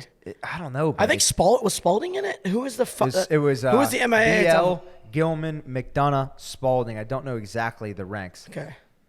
No St. Mary's. No St. Mary's. Very down year. What's What's final record? Since Garrett was Nielsen 2 left? in What's 10. been going on down there since Garrett The Grinch Nielsen left? Nielsen, pray for that kid in Baltimore. He just Starting to worry moved. about He him. moved. Just moved. But let's keep it going. Water Dogs midfielder Jake Richard has been hired as the new head coach for Marquette. Clap it up. That's pretty sweet. Yep. It's gonna be interesting. I think Keeping it that's a- in-house. Yeah. Keeping it in house. Shout out to the one and only Bo Laurie. But it's gonna be interesting though. I don't really know. I feel like that school is one of those schools where it's kind of tough to recruit. Yeah. From everything outside of the lacrosse building. You don't necessarily have the resources like an Ohio State football or like a Duke education. What would you guys say? They have good hoops. Definitely good hoops. Yeah. I think it's you got to get kids out to Wisconsin, right? That's I think any time though that you have like a small Catholic school, like in Big East play, it's definitely recruitable. I'm not saying that it should be a powerhouse. Yep. But a team that could steal a bid every once in a while in the Big East, I think is very doable. I mean, you saw that they were able to recruit or get the most out of the recruits that they had in the beginning when Joe Amplo was the coach. Obviously, Joe Amplo, I think, is a fantastic coach. But yeah, I think if there's a guy that could rebuild this, like having a PLL player, someone that succeeded on Team USA, has succeeded at the pro level, I think it's a great hire. Yeah, I Do we think like, though, do we like that play though. I was gonna say, I don't think know it's Jake too well. Yeah. But do we like the head coach playing? That's what I was going to hit on. So I think, if you're Marquette, I think it's 2 ways. You take a guy like Richard who played at the program and was on the team when they were, if you ever seen that series, by the way, on YouTube, kind of how they built the program. I don't know if you guys have ever seen it. It's called Lucky to Win a Game. Check it out. It's on YouTube. It's a great video. He kind of talked about Jake Richard was one of the beginning recruits that Amplo built to kind of bring this thing in. So you're hiring a guy who's played there, was there when they built it, was there when they won. Yeah. If you're Marquette, getting rid of Stimmel, you kind of maybe want to get maybe a bigger name who's kind of coached before. Yeah. But at the same time, I think this is a great hire because if Jake Richard turns out to be legit, I think you keep him there at Marquette rather than being a young guy who that moves leaves. and then becomes a head coach somewhere else because he's young. This is the guy, I think, a Marquette alum. I think he's going to stay in the program if he builds it through and through. So it's kind of like we talked about last week, like kind of getting a young guy and identifying him because you don't want, if he had, fire Stimmel, hire someone else. Jake Richard goes to Carolina, kills it at Carolina, goes to Duke. Yeah. It's great. Yeah. and moves up. So Yeah. I don't know. I think Richard's a great. I mean, you're talking about like a captain on the Atlas. I'm pretty sure captain of Team USA. I'm pretty sure. Yep. So like you're getting a leader. You're getting somebody that I think has succeeded at the pro level. Now you're saying like you don't want your coach to play and coach for recruiting purposes, sure, but he's probably got like 1 or 2 more years now. Yeah. If you think about it. And the young coach It's trend, unsustainable. the young coach alumni trend has worked. It worked at Cornell with hiring a young coach who played at the program, and that's worked out great for them. So maybe they look at it in that aspect of seeing kind of a blueprint with what they had going on. Pretty interesting. So, big shout out. And lastly, Bandits go back to back. They win it. They win the cup. Shout out to Josh Byrne, MVP, 9 points in the last game. Bandit land. Those fans are legends up there. They Crazy. pack it. Buffalo, it's nuts. I've seen some highlights.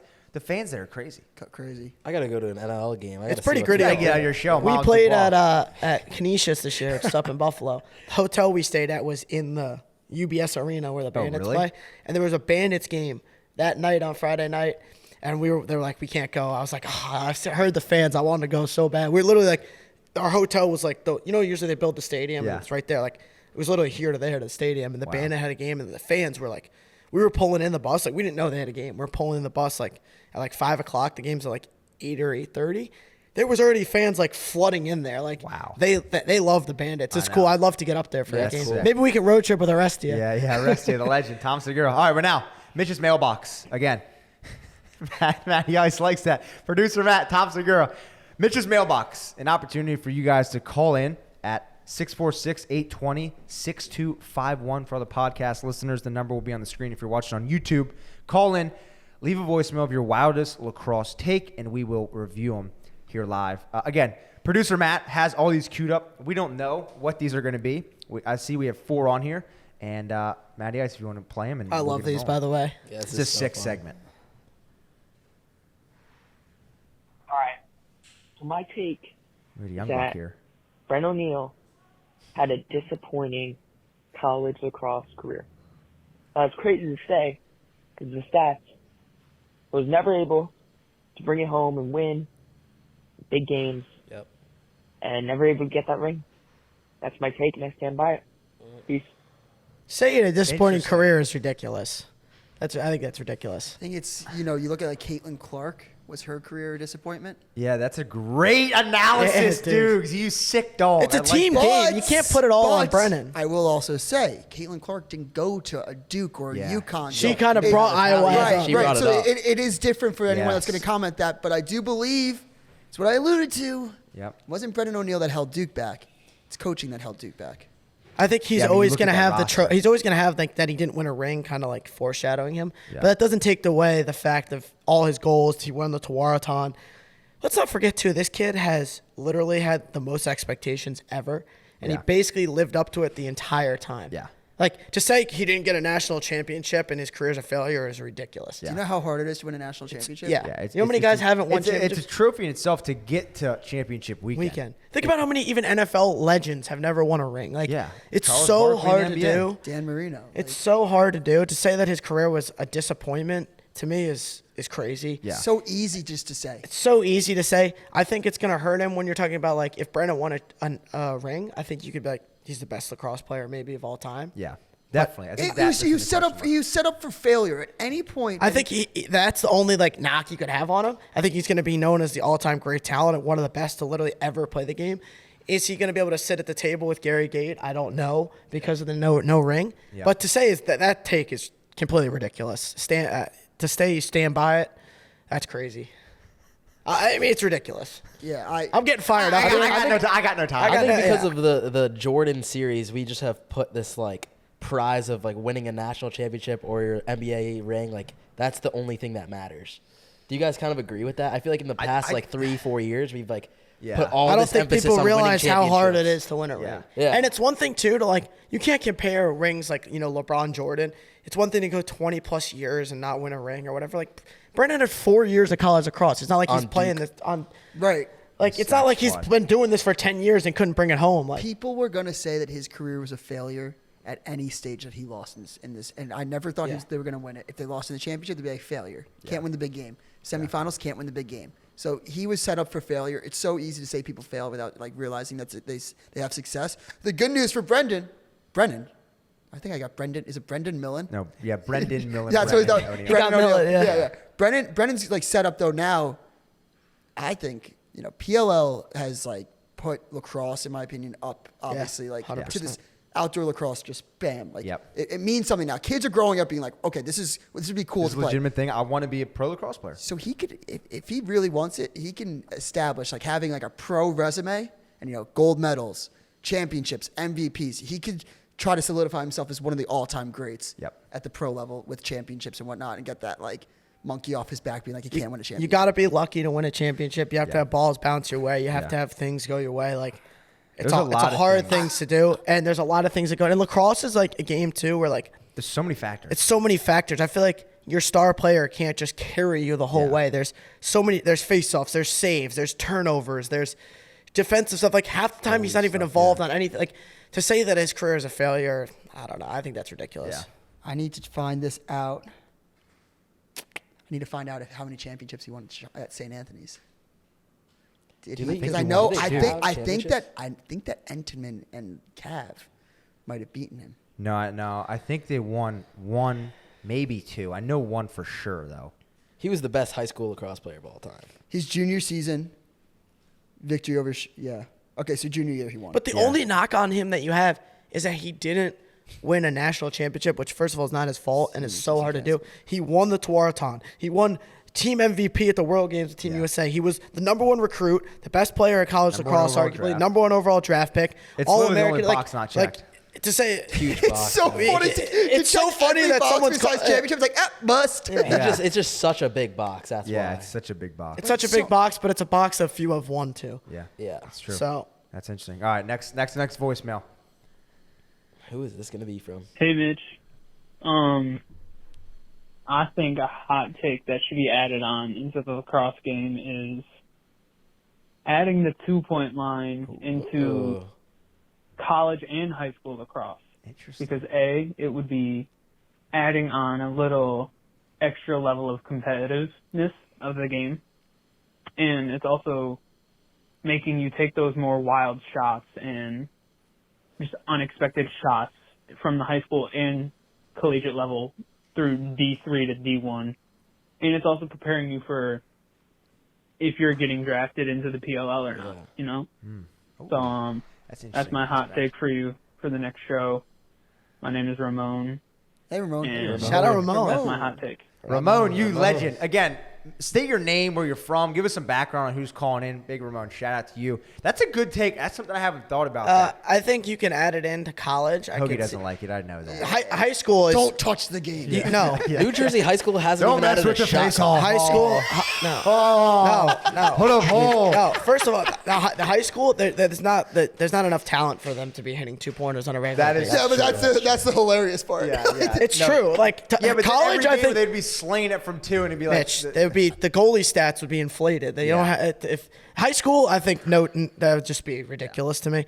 College, I could see It should be like high school basketball though. Like move it up.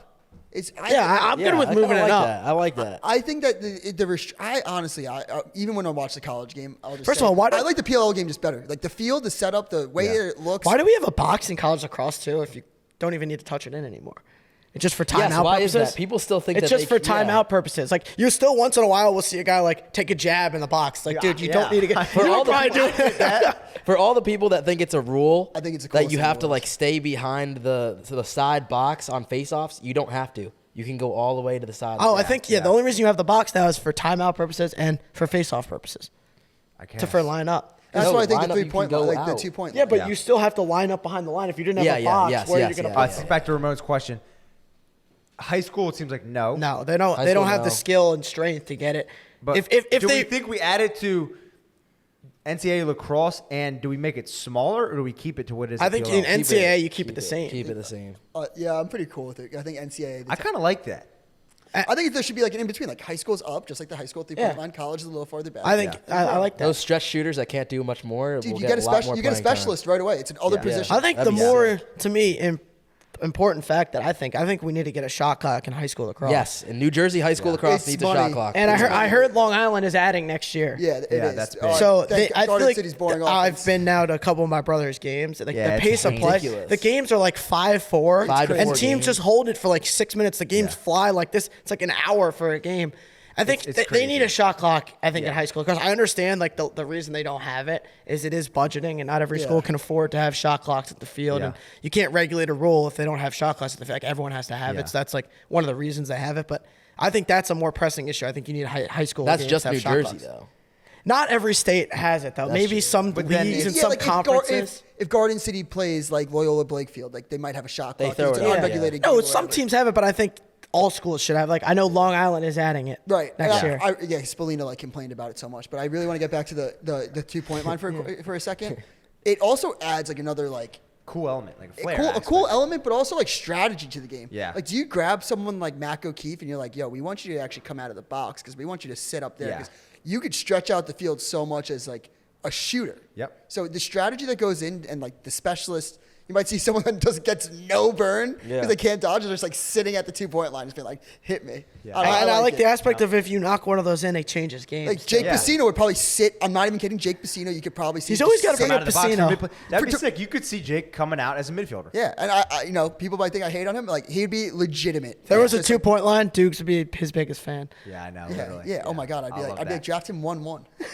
That's a great voicemail again. Call the number. Thanks, Ramon. 646-820-6251 to get your voicemail heard on the next voicemail. Good job, Pelk. This is Jim Hogan of Ridgewood, New Jersey. Hoagie's so here's sad. my question Uh-oh. that I would love I to wanna hear know what some this thoughts is. on. 10-man ride. Ooh. You watch it all over the weekend in these tournament games. Teams do it. How often do they really score goals? What's the value of a 10-man ride, goal versus turnover? To me, it seems you would need to basically get at least 3 turnovers to basically justify giving up what I would say is kind of a crappy goal. Yeah. I think the 10-man ride was fantastic around 10 years ago when I think Coach Brushy, who is one of Dukes' favorite coaches, championed it and so forth. And I think back then it was a awesome thing to do. Okay. But now We can cut it there. Yeah. Interesting. That's a big take. Shout out to Papa Hogan, the Yeah, legend of Ridgewood. shout out my dad, legend. Do we like the lacrosse 10-man legend? ride? Loves It's one it. of those things where Bresci brought into the game. It was awesome. It was great. But now so many teams are doing it, and you're seeing so many goalie goals or pole goals. Yeah, It just doesn't seem like it's working anymore. So I personally think that I like the 10-man ride, and I think that when it doesn't work out, it sticks in your head. So when gets someone hyped. scores a goal, it's just like, oh my God, why are we still doing the 10-man ride? Yeah. I think a lot of college teams don't know how to do the 10-man ride properly. It only works to me. What I've seen too when I'm watching the 10-man ride, it only works when you're pressuring the goalie and the defense down. Like when you have, I've watched too many 10-man ride goals where the pole is like surveying the field looking for an outlet. He's like, all right, I'll step in and shoot it. Like, Yeah. I think it only And works. for them, it's no Like, worry. they're not too. doing it properly. That's what I'm saying. but then there's But an dudes, if you attackman. don't get pressure I know. on the poles, it's the dumbest thing ever. No, I agree. But I think a lot of college honestly, teams are I dumb feel about it. like coaches are leaning more towards the pole or the goalie to shoot it because it's a free shot. Their attackman's already at X. Yeah, you're also getting You see Virginia you're also shot. getting a free clear too. If you Yeah. don't even like the shot, you just huck it down the field. You have backup. Yeah. Have I you also seen think it's a- Virginia? Virginia just like Lars is telling their poles, just shoot it. Right? Yeah. Before they get on your hands, shoot it. And they freaking rip it. Did you guys see the end of the Georgetown Penn State game too? Georgetown had like 5 chances Yeah. on the because obviously Penn State's losing, so they're going to 10-man ride, and they kept missing the net. Georgetown basically had a guy like literally I think out of bounds, just so like every time Yeah. they had the backup It's on smart. it. It's smart. We run a 10-man ride at Stevens, and like it depends on the level. Like Division I level, they can shoot the ball from 50 yards and they can score. They can pass perfect passes 60 yards down the field. But like Division III, we're going out there playing some team that like can't really pass and catch that great. Like we're 10-man riding, getting that ball back every Yeah, it's a time. different Like, game. That almost sounds like bullying. I'm like, Yeah, why are you doing I think there's a this? time and place for the 10-man ride too, because I don't understand sometimes you do it. Like I talked about this last week. Lehigh runs a 10-man ride with 2 minutes left down a goal. They gave up that goal. They're down 2. The game's basically over. Yeah. Like it's one thing to run it.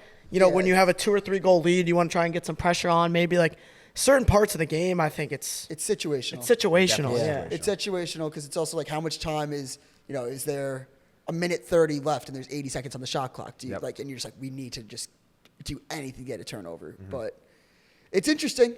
It's definitely an interesting tidbit. I know people. I feel like everyone's doing it now, though. Passionately, about the everyone's doing it. Like you said, when Bresci was doing it, it was working. Now everyone runs a 10-man ride. I don't know, just in basketball terms, I think that like some viewers like so when you're up 3, people in basketball are like, why don't you foul down 3? Because you see people tie on the 3-pointer so much. People don't understand that. It's the same thing as the 10-man ride. Yeah. Like in the same sense, like when you see it like not work out in your favor, you're like, why are we still doing this? Yeah.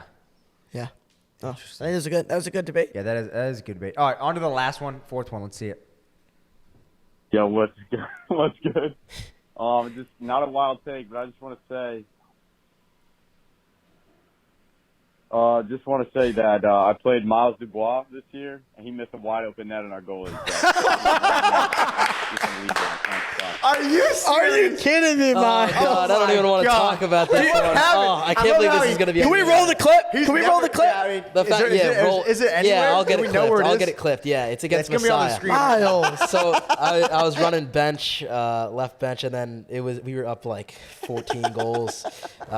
Pouring T3, rain. man. It's so cold. And I go out there. My mitts are literally bricks. My cleats are like sopping wet. I get the ball. I'm wide open. I miss it right. And it was He's awful. blaming wet gloves. Wait, there was no goalie in cage? Like he was no, the goalie was like running backwards. Like he was like, I think they were clearing it and he was running backwards, threw it away. My teammate, 𝐓𝐇𝐄 throws it to me. I'm like wide open. The goal, like I can see it. It's like kind of open. And I just like threw it around him. Dude. Yeah. Were they on a 10-man ride? No, they were just like Miles was thinking of what bar they were going to post game, and then he gets like, "Oh, Dubes, go!" And Dubes like, "Oh my God, where's my gloves? Where's my gloves?" Runs up to the bar. I was wearing the sideline jacket. Yeah, he had like the jacket on. His cleats weren't tied. Like Miles, you're in. I'm like, goes in without the helmet. They're like, no, your helmet. Yeah. I love how he's like never told us that, and then we have to have literally a fan. I can't believe that's on the internet that now. That's so embarrassing. God. And again, it tells you it shows how deep the Lax world is. That someone's calling in about that. Like they notice that. He had to start it off like laughing. He's like, oh, he was on the gummies that Dubes was having. I know a stone man when I hear one. That was CBD gummies. Yeah. He's a young buck. All right, well, that's a great segue. Again, call 646-820-6251. Leave your wildest lacrosse take in a voicemail, and it'll get played on the next segment. This is probably one of my favorite segments we do. And let's finish it off with a little PLL roundup from Dukes 2-0s. Hell yeah. All right, so training camp officially begins this weekend at UAlbany. Players will get there on Friday. Starts on Saturday. Not much in the transaction world. I think we covered that mostly last week. No ads, no drops. We'll wait to see who shows up to training camp. I know there's a lot of holdouts, so there's stuff to stay tuned in for. But, just a reminder, players will compete all week for roster spots and starting positions to gear up for week 1. Reminder, there's 25 players on a roster, 19 players dress, 2 on the reserve. 30-ish players will go to training camp. 25 obviously want to be on the roster for the season. And like I said, and then in other PLL news, Paul Rabel, Mike Sowers. They came to Barstool, Chicago with me last week. Shot on the PMT boys. We did a little fastest shot competition. Shot on our good friend Jake Malasek, Czech Republic goalie. Got a little burned. When are we getting Dukes back in net? Yeah, I was going to say, when I first saw the clip, I thought it was going to be. We were going to go in. I was going to do it with Paul, but Jake is kind of like the Chicago goalie. He's vying for an Olympic spot, so they wanted to see him in cage. I didn't want to step on any toes out there, but I'm ready to hop in cage. New York Dukes is cool with it. We said we'll get Pacino. Dude, maybe we'll do it in Albany at his hometown, his home school. 100%. I took on Jared Newman. I'll get in cage Mitch Pehlke. And it's kind of funny. We never saw that clip go live. You had it out. Yeah, you had it out. It's on. It's on. You had it out. Oh, I thought we filmed one for you. I did. I just never edited it. Oh, okay. Yeah, but I'm pretty sure one of these is on. Is it on the one that Barstool pod that we did that you posted on YouTube for the crease dive? Yeah. Yeah, it's at the top of that clip. I'm pretty sure. Oh, it is? I want to say. Oh, I don't remember. I've seen it. You put it out, and I kind of was like, oh, I guess it's us putting it out. Oh, that's how I always read it. Because that's when you did the Will Perry thing. Right. I always, because yours came out so bang that I was like, all right, I guess like that was it. Back to back. Yeah. But no, that was sick having Paul and Sowers out there. Right. Chicago HQ. That's a sick HQ. Yeah, we did this like gauntlet. It was sick. Yeah. But we did one of the shows, the Yak does a gauntlet where you go through all these like different athletic How'd Paul exercises. do? Awful. I wondered how I would do in that. We thought that I was like, I thought he would do well. Miles, I think you did. See that. Yeah. He did you have to swing a baseball. He couldn't get the baseball down. I was like, oh, this is gonna be so tough for the YouTube comments. Like the cross player can't hit the curveball. Can we get that up, Matty Ice? How did Sowers do?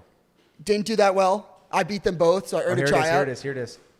Yeah, you got to hit the bottle first here, right? Oh, wow. So you can't hit the back of it, or else it doesn't count. They put the bottles back up. Oh, wow. This is... Knock the fucking bottles off the table. Brandon Walker, the legend. He's nervous, huh?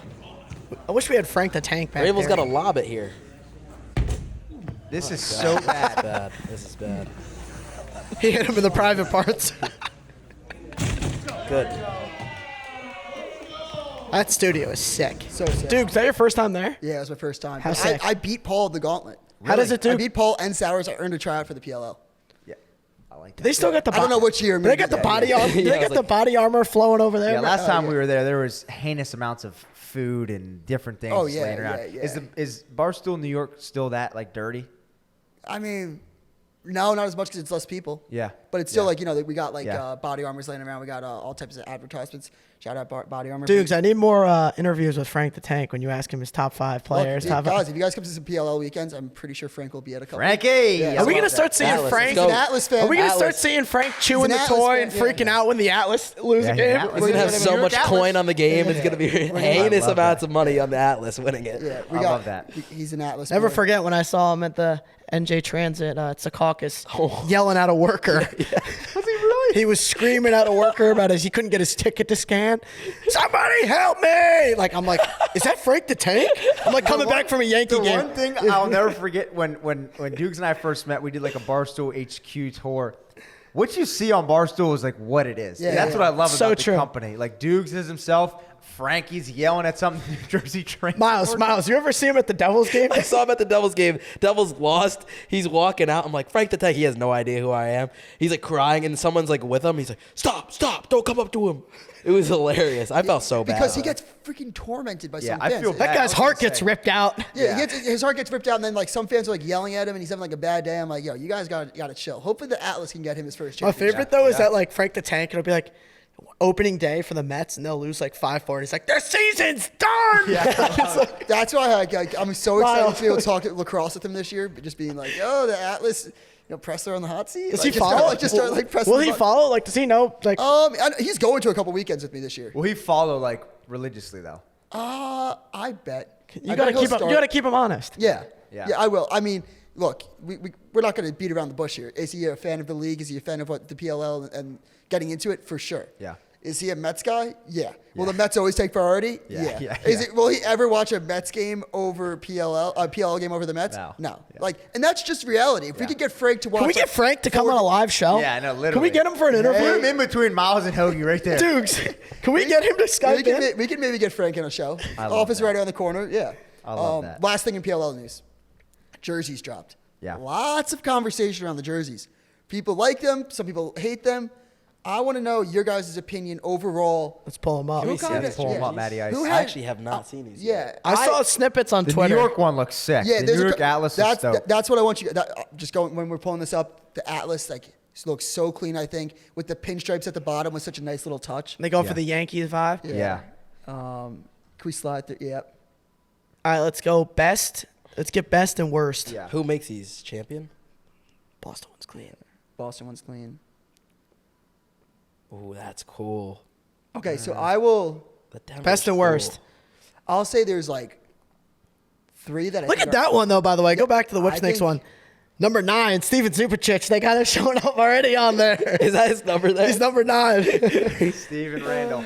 All right, best and worst. Duke, start us off. I think there's like 4 that are. I love the Archers one. I though. think 4 are gas. You hate the Yeah, Archers? I think New York might win it. The Woods one's kind of cheesy with the logo. Okay, at the back. I was gonna go New York 1, Boston 2, Maryland 3, Woods 4, and then I don't like really the Denver or the Chaos one. I hate the Chaos one. I don't know why. I don't like the Chaos one, either. That one's different, but I think it's cool. It's just like when you make the first ones are just so good. I would like that the- anything in retrospect is like. I would like the Denver one better if the number was centered, not on the right like that. I agree. It reminds me of a baseball. Yeah, game. why is that? All right, best The and worst, Boston Miles. one, I think Boston. I and like Denver the Bo- most. That's so But the cool. number looks so off. It looks It's like a kinda T-shirt. interesting. It's weird, but it's so cool. It's different. And then I think Utah is the worst. Utah's fun. Yeah.